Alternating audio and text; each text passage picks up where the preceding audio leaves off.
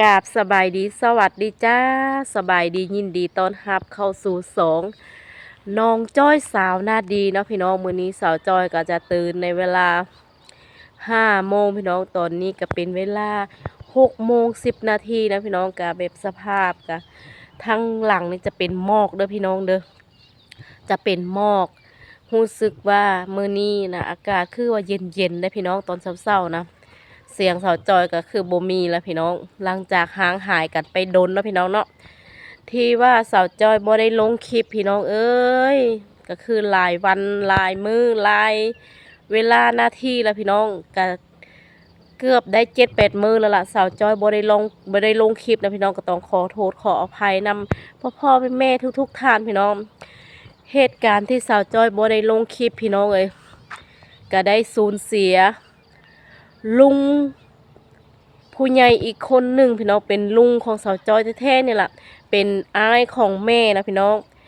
เป็นเป็นพี่น้องทางแม่พี่น้องแต่ว่าเพิ่นหันเป็นลุงเนี่ยคือว่าลูกพี่ลูกน้องอ่ะพี่น้องลูกอ้ายลูกน้องค่ะนะแต่ว่าแม่ของสาวจอยนี่ก็จะเป็นแบบต่างคนต่างพ่อต่างแม่พี่น้องแม่ของแม่สาวจอยนี่นะเป็นน้องของแม่ของผู้เสียพี่น้องเอ้ยก็เลยตอนนี้เนาะสาวจอยก็ได้มาลงคลิปก็เริ่มสิลงคลิปนี่แหละพี่น้องเพราะว่าห่างหายกันไปดนก็ต้องขอโทษขออภัยนะพ่อแม่FCที่น่ารักทุกท่านพี่น้องเพราะว่าได้พี่น้องเสียพี่น้องหรือว่าพี่น้องเพิ่นสูญเสียพี่น้องไปนะพี่น้องก็เลยบ่มีเวลาได้ลงคลิปเลยเพิ่นตายเนี่ยก็เป็นเวลาแบบโมหูมือตายพี่น้องแต่ว่ามือพบศพเพิ่นเป็นวันที่17เนาะ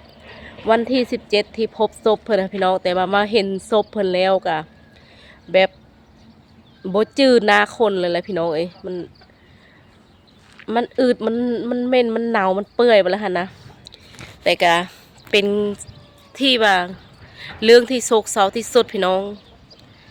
นี่แหละสาวจอยกับโบได้ลงคลิปโบได้อัดคลิปโบได้มีการเคลื่อนไหวอย่างเลยโบมีเวลานะพี่น้องเนาะเนื่องจากนั้นแล้วก็สัญญาณกับโบค่อยดีพี่น้องโบฮู้ว่าสูงนี่เป็นอีหยังพี่น้อง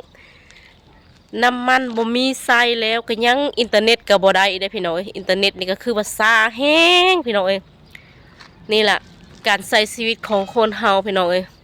มันมีหลายอุปสรรคแห้งเพื่อสิได้แต่ละอันมันก็บ่แม่นเรื่องง่ายทุกมื้อนี้พี่น้องน้ำมันนะไปปั๊มใดกระปิดเลยหานใดกระปิดเด้อพี่น้องเด้อน้ำมันนะอยู่ลาวนะคือว่าตอนนี้เขาใช้ชีวิตแบบยากแห้งพี่น้องการใช้ชีวิตในคนลำบากเลยล่ะมาโอมาลมกับพ่อแม่แล้วพี่น้องตอนนี้เนาะก็เป็นเวลาที่ว่า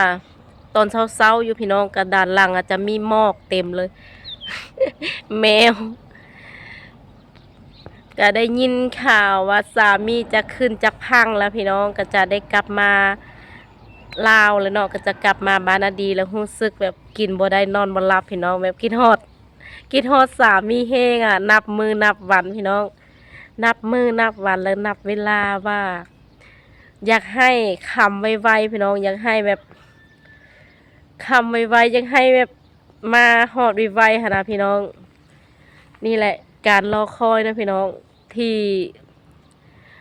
ลูกเมียอยู่บ้านก็คือสาวจ้อยรอท่าสามีนะพี่น้องก็คือแบบใจจดใจจ่ออยากให้มันมาหอดไว้เวลานาทีนะพี่น้องกะอีกโบโดนนะพี่น้องกะไอต้อมเพิ่นก็สิได้มาบ้านแล้วเด้อพี่น้องเด้อก็รู้สึกตื่นเต้นแล้วก็รู้สึกแบบอยากเห็นหน้าสามีเร็วๆพี่น้องแมนอยู่ว่าที่ว่าโทรหากันทุกมื้อกะแมนเนาะพี่น้องแต่ว่าโทรหากันทุกมื้อแต่ว่าโบได้สัมผัสโบได้กินข้าวห่วมผ้าโบได้ห่มผ้าห่วมกันนะพี่น้องมันก็รู้สึกแบบ9 เดือนรู้สึกแบบโอ้ยคือว่า9 ปีแล้วพี่น้องคือว่าดนแห้งเนาะ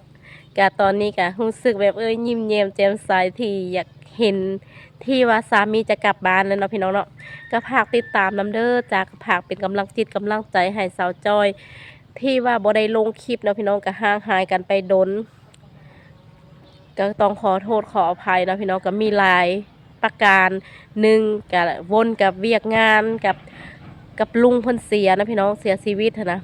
อันที่สองก็อินเทอร์เน็ตก็บ่ค่อยได้อินเทอร์เน็ตก็บ่ค่อยได้นะพี่น้องสัญญาณก็บ่ค่อยดีอยากไปทางใดก็ลำบากพี่น้องตอนนี้นะน้ำมันก็แพงการใช้ชีวิตของชีพที่ลาวก็แพงขึ้นเนาะพี่น้องเนาะก็ภาคติดตามการใช้ชีวิตของสาวจอยเนาะพี่น้องว่าเฮาสิอยู่ต่อบ่พี่น้องทุกมื้อนี่นะเฮาสิอยู่จังใดกินจังใดคือว่าทุกสิ่งทุกอย่างคือว่าแพงแท้อันนี้ก็อยู่หน้าบ้านพี่น้อง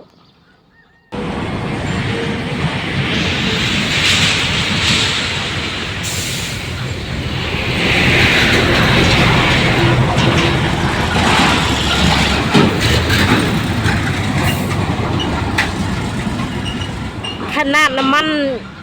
มันแพงเลยดิพี่น้องรถยังหลายเพลหลายว่า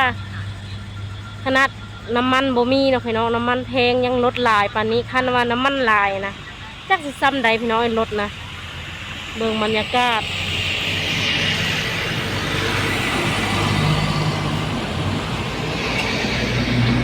มีแต่รถคันใหญ่ๆเลยพี่น้อง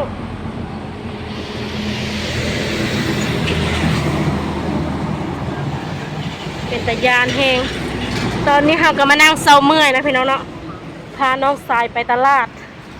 เบิ่งเครื่องเราก็นั่งมอเตอร์ไซค์ไปเครื่องของเต็มรถพี่น้องเอ้ยจากมือใดเด้เฮาสิมีรถใหญ่คือคนอื่น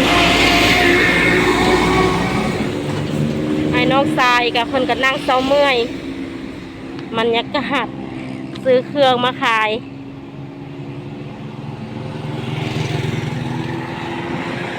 การใส่รถใส่ถนนกระมัดระวังพี่น้องเอ้ยขอให้ปลอดภัยทุกเส้นทางการเดินทางกันนี่เราก็มาอยู่จุดทางหอมพี่น้องถนนไม้เลข12สาวจ้อยกับไปตลาดไปซื้อเครื่องไปซื้อของกับน้องทรายบรรยากาศจ้อยบ้านนาดีหรือว่าน้องจ้อยสาวนาดีนะพี่น้องนี่อยู่กับร้านสาวกำลังลินอีอย่างก็เพื่อซื้อมาอย่างนี้คลองลินแม่นบอ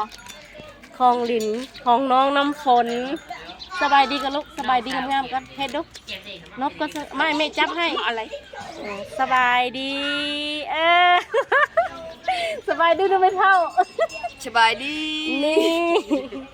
พี่น้องน้องโฟนกับฮู้จักสบายดี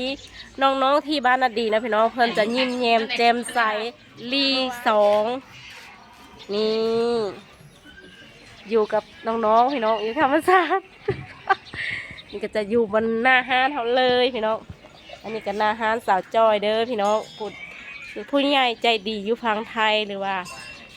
บัวฝั่งไทยหรือฝั่งดาวพี่น้องถ้าว่าอยากมาเที่ยวบ้านนาดีก็สามารถมาได้พี่น้องยินดีต้อนรับเลยตอนนี้ก็เป็นเวลา5 โมงพี่น้องหน้าสาวจอยก็จะแบบโสมๆเลยพี่น้องมาเบิ่งบรรยากาศอยู่ที่บ้านนาดีเมืองมหาไสแขวงขม่วนมาเป่าเลยเอ้าคือบอกออกพองร้ายสันโอ้คักอันนี้ก็เป็นน้องพลนะพี่น้องเพื่อนก็มาซื้อของเล่นที่ห้านไอ้จ้อยขอบใจเพื่อนหลายๆเด้อโอ้ยโอ้คักเนาะคักนี่เบิ่งปลาจับเลย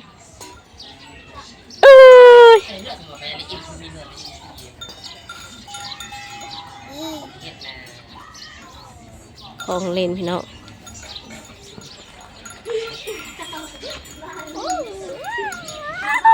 นี่บรรยากาศงัวเต็มเลยพี่น้อง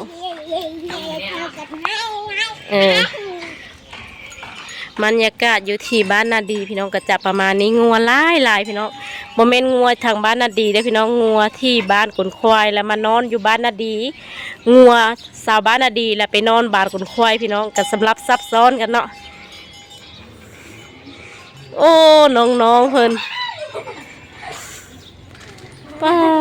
เฮ็ดอีหยังนี้สบายดี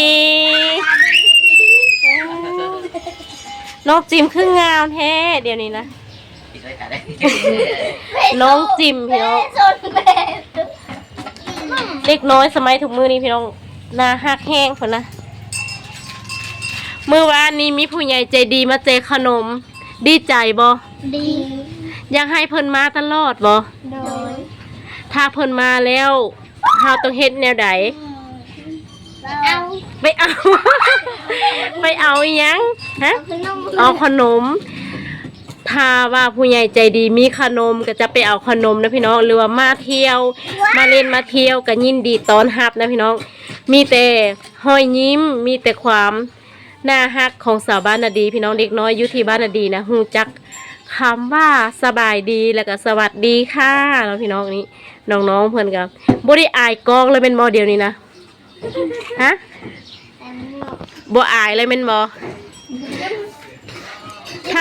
ถ้าผู้ใหญ่เพิ่นมาในเฮ็ดจังไดสบายดีเป็นบ่สบายดี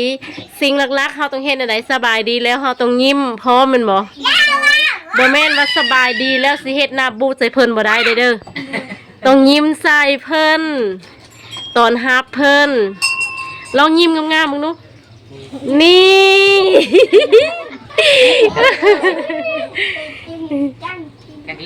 ยิ้มงามๆยิ้มงามพร้อมพี่น้องพี่น้องเขาก็จะมาเบิ่งงัว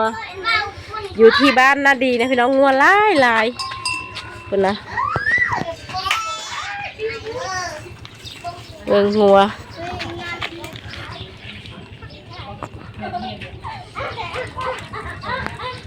บรรยากาศอยู่ที่บ้านนาดีคือว่างัวนี่บ่มีคอกเด้อพี่น้องเด้อต้องได้นอนแบบสิเลยบนใดว่างๆกันนอนแบบสิเลยพี่น้องนี่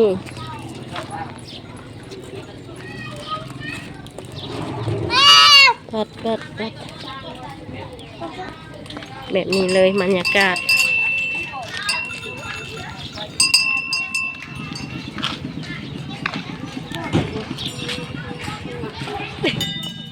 ตัวนี้ตัวสีแดงนี่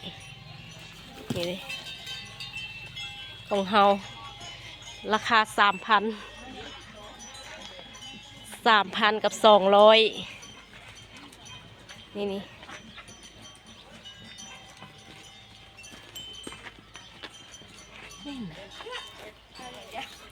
ใส่ยังนู้นอ่ะ